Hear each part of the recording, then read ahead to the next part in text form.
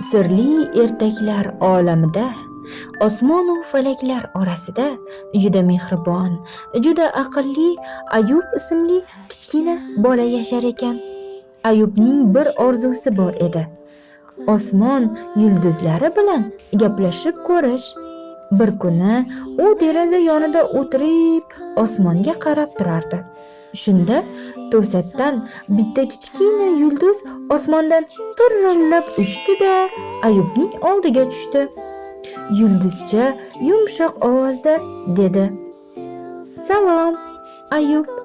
Sen menga do'st bo'lishni xohlaysanmi?" Ayubning ko'zlari chaqnab ketdi. "Albatta, men seni juda kutgandim."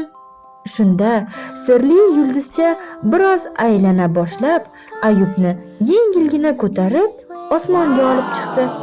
Ayubning atrofi rang-barang bulutlar, kulayotgan yulduzlar bilan to'ldi.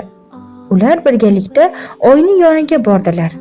Oyning o'zi ham Ayubni tanib, "Ayub, sen juda mehribon bo'lasan", debdi. So'ng yulduzcha Ayubni yana muloyimlik bilan uyiga qaytarib qo'ydi. "Har kecha osmonga qarasang, men yonib turaman. Sen esa hech qachon yolg'iz emassan", dedi yulduzcha.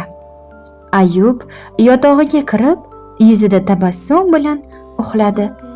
Osmon esa unga qarab chaqnardi. Shu tariqa Ayub bilan sehrli yulduzchaning do'stligi hech qachon tugamadi. Yanada qiziqroq ertaklar tinglash uchun sahifamga obuna bo'ling.